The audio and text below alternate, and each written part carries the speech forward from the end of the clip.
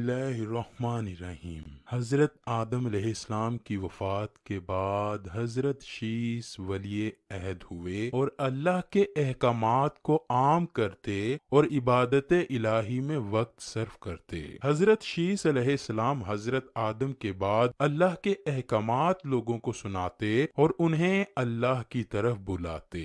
रवायात में है कि हज़रत शीस ने बनु काबील में भी दावत व तबलीग का काम किया, जिससे चंद लोग उनमें से भी अहकामे खुदाबंदी की पैरवी करने वाले हुए और बाद में शैतान ने बनु काबील को फिर बहकाकर उनको शहीद करवा दिया और बाद उसके बुत परस्ती की इब्तिदा हुई। जब हजरत शीस अलैहिस्सलाम 165 साल के हुए तो आपके यहाँ एक बेटा पैदा हुआ जिसका नाम आपने अनूश रखा। हजरत अनूश से कैनन, कैनन से महलाइल, महलाइल से याद और याद से हजरत अखनूक पैदा हुए जो हजरत आदम और हजरत शीस के बाद अल्लाह के तीसरे नबी बने। सबसे पहले जिस शख्स ने कलम से लिखा वो आप ही हैं। कपड़ों के सीने और सिले हुए कपड़े पहनने की इब्तिदा भी आप ही ने की।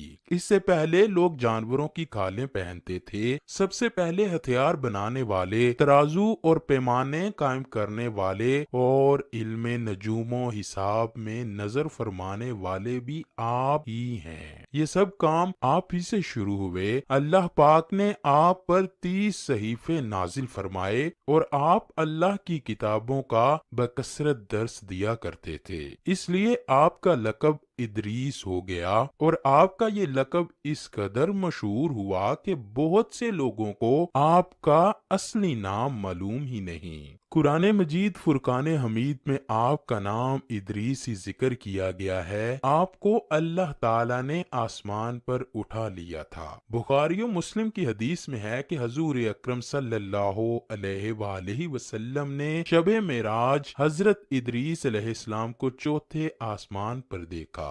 हजरत काबे अहबार रजी अल्लाह ताला अन्हो वगैरह से मरवी है कि वो हर रोज पैरहन सीते थे, हरदम सीने में तस्बीह पढ़ते थे और किसी से सिलाई की उजरत ना लेते थे।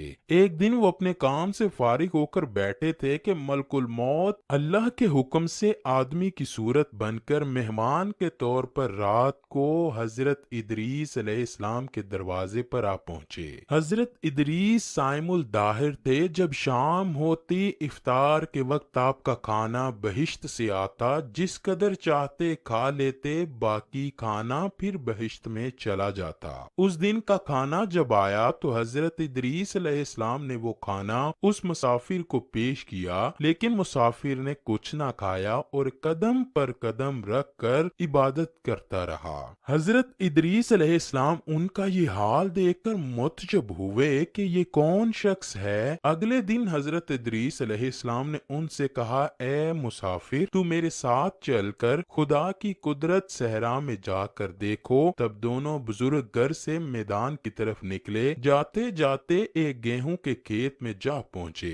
हजरत मलकुल मौत ने कहा कि चलो चंद खोशे गेहूं के लेकर दोनों खाते हैं। हजरत इदरीस अलैहिस्सलाम ने फरमाया, अजब बात है कि रात को तूने हलाल खाना ना खाया और अब हराम खाना खाना चाहता है। फिर वहां से दोनों बुजुर्ग दूसरे बाग में पहुंचे। वहां भी अंगूर देखकर हजरत इजराइल अलैहिस्सलाम ने खाने का कसद किया, लेकिन हजरत इदरीस अलैहिस्सलाम ने फरमाया कि तसर्रुफ मलक गैर में हराम है। फिर जाते जाते एक बकरी देखकर हजरत इजराइल अलैहिस्सलाम ने खाने का इरादा किया। फिर हजरत इदरीस अलैहिस्सलाम ने कहा कि बेगानी बकरी को ज़िबा करके खाना ममनू है। इसी तरह 3 रोज तक दोनों बाहमे गुफ्तगू करते रहे। जब हजरत इदरीस अलैहिस्सलाम को लगा कि ये शख्स बनी आदम से मालूम नहीं होता, ये कौन शख्स है, और फरमाया कि खुदा के वास्ते जाहिर तो करो कि तुम कौन हो। मुसाफिर बोला, मैं इजराइल हूँ। हजरत इदरीस अलैहिस्सलाम ने फरमाया, क्या सब मखलूक की जान तुम ही कब्ज करते हो?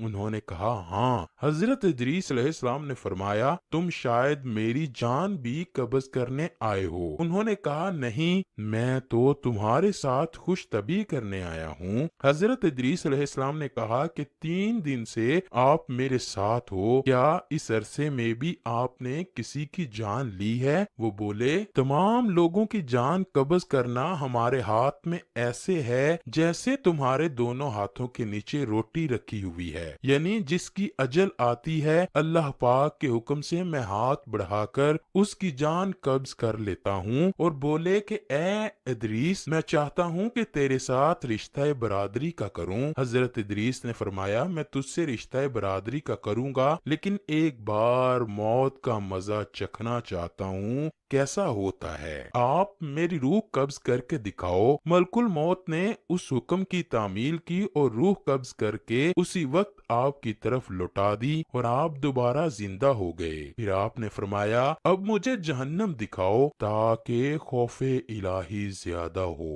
چنانچہ یہ بھی کیا گیا۔ جہنم کو دیکھ کر آپ نے دروغہ جہنم سے فرمایا کہ دروازہ کھولو، میں اس دروازے سے گزرنا چاہتا ہوں۔ چنانچہ ایسا ہی کیا گیا اور آپ اس پر سے گزرے۔ پھر آپ نے ملک الموت سے فرمایا کہ مجھے جنت دکھاؤ، وہ آپ کو جنت میں لے گئے۔ آپ دروازوں کو کھلوا کر جنت میں داخل ہوئے۔ تھوڑی دیر انتظار کے بعد ملک الموت نے کہا، اب آپ اپنے مقام پر تشریف لے چلیے۔ آپ نے فرمایا کہ موت کا مزہ میں چکھ چکا ہوں اور اللہ نے یہ فرمایا ہے کہ ہر شخص کو جہنم پر گزرنا ہے، تو میں وہ بھی گزر چکا ہوں۔ اب میں جنت میں پہنچ گیا ہوں اور جنت میں پہنچنے والوں کے لیے خداوند تعالی نے یہ فرمایا ہے کہ جنت میں داخل ہونے والے جنت سے نکالے نہیں جائیں گے۔ اب مجھے جنت سے چلنے کے لیے کیوں کہتے ہو؟ اللہ پاک نے ملک الموت کو حکم دیا کہ حضرت ادریس علیہ السلام جو کچھ کیا ہے میرے اذن سے کیا ہے اور میری ہی اجازت سے جنت میں داخل ہوئے،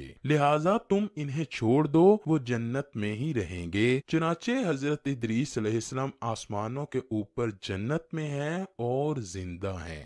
حضرت ادریس علیہ السلام کے آسمانوں پر اٹھائے جانے اور ان کو ملنے والی نعمتوں کا مختصر اور اجمالی تذکرہ قرآن مجید کی سورہ مریم میں ہے۔